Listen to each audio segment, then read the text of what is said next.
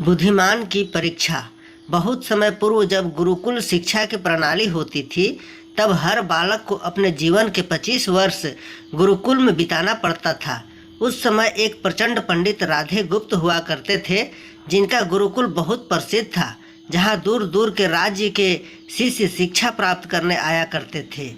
बात उन दिनों की है जब राधे गुप्त की उम्र ढलने लगी थी और उसकी पत्नी का देहांत हो चुका था। घर में विवाह योग्य एक कन्या थी। राधे गुप्त को हर समय उसकी चिंता सताती रहती थी। वह उसका विवाह एक योग्य व्यक्ति से करना चाहते थे, जिसके पास संपत्ति भले न हो, पर वह कर्मठ हो, जो कि किन्हीं भी परिस्थिति में उसकी बेटी को खुश रखे और उचित समय पर उचित निर्णय ले सके। एक दिन उनके मस्तिष्क में एक ख्याल आया और उन्होंने इस परेशानी का हल सोचा कि क्यों न वो अपने खुद के शिष्यों में से ही योग्य वर की तलाश करें। उनसे बेहतर उनकी बेटी के लिए और क्या हो सकता है। इस कार्य के लिए उन्होंने बुद्धिमान की परीक्षा लेने का निर्णय लिया और सभी शिष्यों को एकत्र किया।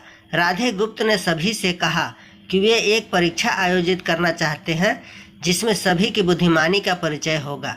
उन्होंने सभी से कहा कि उन्हें अपनी पुत्री के विवाह की चिंता है, जिसके लिए उनके पास पर्याप्त धन नहीं है। इसलिए वे चाहते हैं कि उनके शिष्य विवाह में लगने वाले सभी सामग्री कैसे भी करके एकत्र करें। भले उसके लिए उन्हें चोरी का रास्ता चुनना पड़े, लेकिन उन्हें चोरी करता कोई भी देख न सके।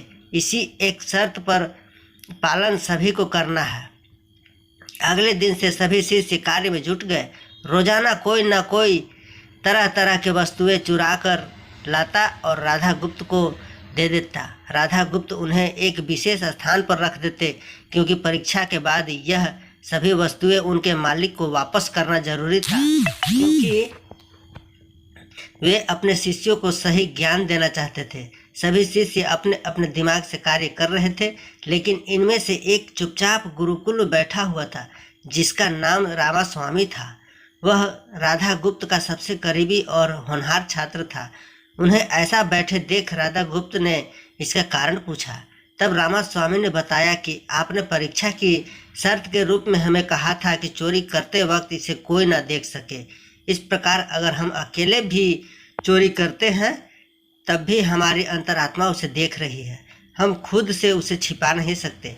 इसका अर्थ यही है कि चोरी करना व्यर्थ है। उसकी यह बात सुन राधा गुप्त के चेहरे पर खुशी छा जाती है।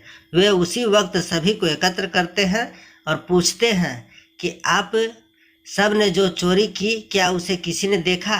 सभी कहते हैं नहीं। तब राधा गुप्त कहते हैं कि क्या आप अपने अंतर्मन से भी इस चोरी को छिपा सके? सभी को बात समझ आ जाती है और सबका सिर नीचे झुक जाता है, सिवाय रामास्वामी के।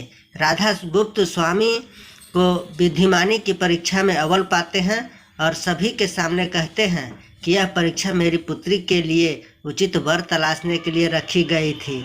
इस प्रकार मैं रामास्वामी का विवाह अपनी पुत्री के साथ तय करता हूँ। सभी खुशी खुशी से झूम उठते हैं। साथ ही चुराई हुई हर एक वस्तु को उसके मालिक को सौंप विनम्रता से सभी से क्षमा मांगते हैं। कहानी की शिक्षा। बुद्धिमानी की परीक्षा से यही शिक्षा मिलती है कि कोई भी कार्य अंतर्मन से छिपा नहीं रहता और अंतर्मन ही मनुष्य को सही राह दिखाता है। इसलिए मनुष्य को किसी भी कार्य के सही गलत के लिए अपने को टटोलना सबसे जरूरी है। धन्यवाद।